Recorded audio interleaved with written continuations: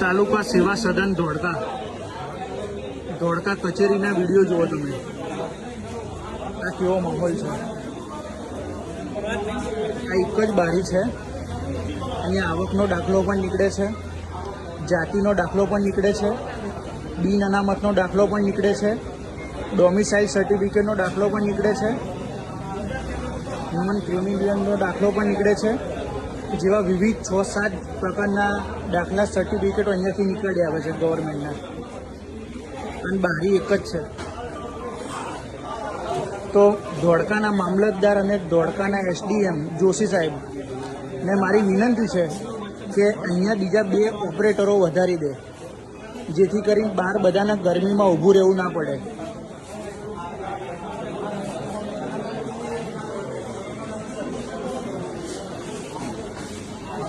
અહીંયા મહિલાઓની પણ એટલી જ ભીડ છે સામે. અહીંયા તમે સ્ત્રીઓની લાઈન જુઓ અને આ પુરુષની લાઈન જુઓ. બહુ જ મોટી મોટી લાઈનોમાં બધા ઊભા છે, છતાં પણ મામલતદાર કે એસડીએમ 2 ઓપરેટર વધારી નથી શકતા. અહીંયા આ સમસ્યા તો કંઈ નથી. હજુ તમને કચેરીની અંદર જઈને એક સમસ્યા બતાવું.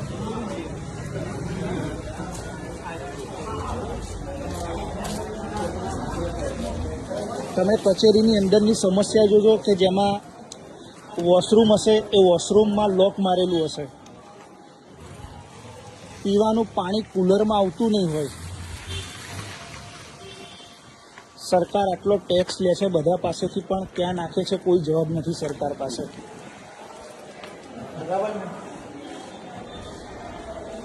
આ જો આ જેન્ટ્સ વોશરૂમ છે, લોક. આ પાણીનું કુલર, અહીંયા પણ પાણી આવતું નથી કોઈ પણ પ્રકારનું.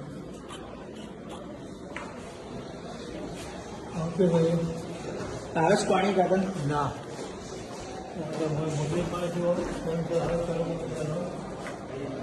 અહીંયા જળ સુવિધામાં જુઓ, અહીંયા લોક છે, આઈ લોક, આઈ લોક.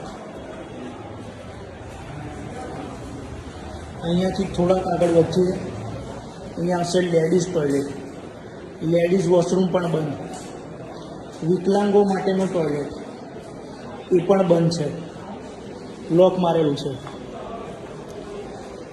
જનતા પાસેથી આટલો ટેક્સ લે છે તો સરકાર ક્યાં નાખે છે કોઈ જવાબ નથી એમની પાસે.